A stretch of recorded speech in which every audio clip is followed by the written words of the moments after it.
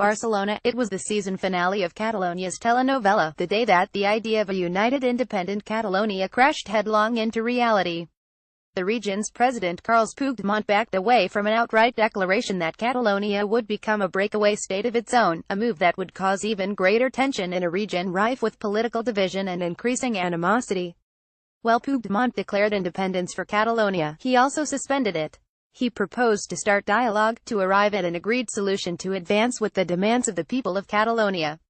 With the results of October 1, Catalonia has won the right to be an independent state, he said, referring to the contested referendum in which the central government tried, in some cases with shocking violence, to prevent voting. In the event, more than 40% of the electorate cast ballots, and of those more than 90% voted for independence. If everyone acts responsibly, the conflict can be resolved with calm, said Puigdemont. The last time Spain saw a crisis that threatened the very fabric of the state was in 1981, when the country's Guardia Civil had attempted a coup d'état by storming the Congress of Deputies during a vote to elect a socialist prime minister. At the time, thanking Juan Carlos denounced the coup and the issue was settled by the following day. This time around it was clear that the crisis would not be solved so quickly or with ease. In the short term, the worst-case scenario may have been avoided with this ambiguous declaration, said José Javier Olivas Osuna, professor of Spanish politics at the London School of Economics. But it will take years to rebuild the burned bridges in Catalan society and Spanish politics. The announcement followed a fast-moving week in which various factions in Catalonia's independence dispute made their voices heard loud and clear. Waves of protests, both pro-independence and pro-unionist, crashed onto the city streets. Meanwhile, political fragmentation was rupturing both the pro-separatists and the pro-unionist side of the debate. The looming prospect of a massive exodus of the region's leading businesses meanwhile threatened to break the Catalan economy, which is roughly the size of Portugal's. The Puigdemont speech was postponed for an hour as the various parties supporting independence argued among themselves about whether or not to immediately declare a breakaway state. The international community has also played its role in attempting to mediate the conflict. German Prime Minister Angela Merkel has called for the dispute to be resolved with dialogue.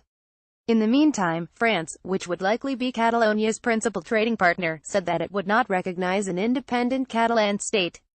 During his speech, Puigdemont was not exactly clear as to who would mediate any potential negotiation with the Rajoy government in Madrid, although he noted that the Elders, a group of statesmen that includes Desmond Tutu and former UN Secretary-General Kofi Annan, had called for a mediated settlement of the dispute. This was likely welcome news to the many in Catalonia who prefer a negotiated solution. It's not the time for a train wreck, said Ada Colau, 42, Barcelona's first woman mayor, who implored all sides to mediate their differences. It's time for dialogue, to imagine new roads. You are now subscribed to the Daily Digest and Cheat Sheet. We will not share your email with anyone for any reason. Last Saturday, thousands of protesters took to the streets, but they waved the Catalan flag nor the Spanish one. Instead, they wore white and carried banners saying Parlem, which translated from Catalan means let's talk. A week ago, independentistas were certain they would declare a new state. Since the government of Spanish Prime Minister Mariano Rajoy had vowed not to allow the voting to take place, they were jubilant at a 90% result in their favor. When police violence marred the voting, the separatists garnered both regional and international outrage at images of ordinary people being beaten up, and at least one old woman bloodied. With this day of hope and suffering, the citizens of Catalonia have won the right to an independent state in the form of a republic, Catalan President Carles Puigdemont announced on television after the voting. The day afterwards, independentista politicians portrayed the vote as Exhibit A for a region supposedly united in its desire to separate from Spain. Independence in their view was a foregone conclusion. We will declare independence, one senior member of the Independentista Party PDECAT told me. That is a certainty, but as the week wore on, it became clear that Catalonia is a deeply divided society with starkly different opinions on the thorny question of independence. The independentistas for the most part feed off of Madrid's rage. They tend to do poorly, however, when reality sets in. If the plan at the beginning of the week was to goad Madrid into polarizing the dispute, it was working. 2 days after the vote, an enraged King Felipe VI made his own unscheduled speech filled with vitriol.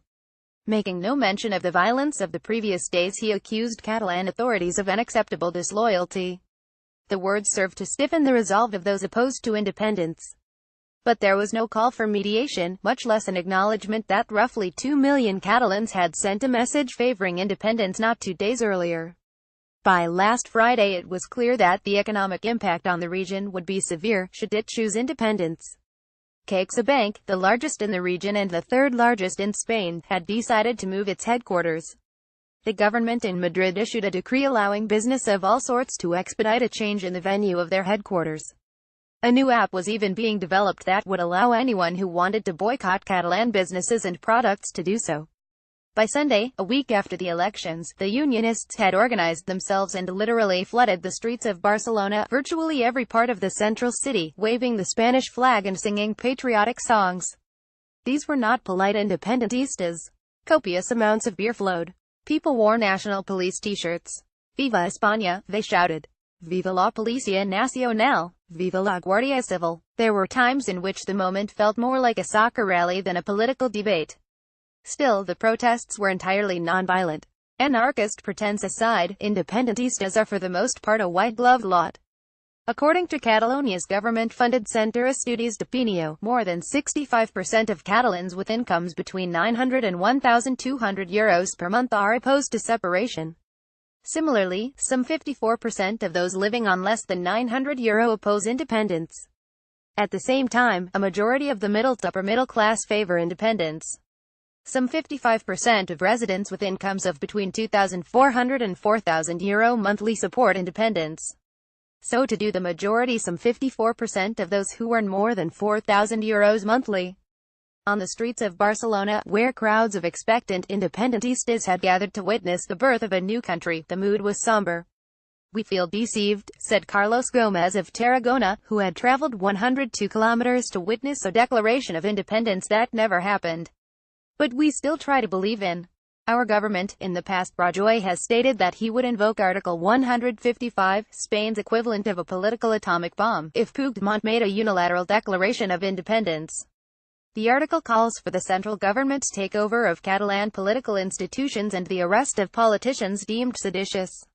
Thus far that hasn't happened. But the crisis is not over yet.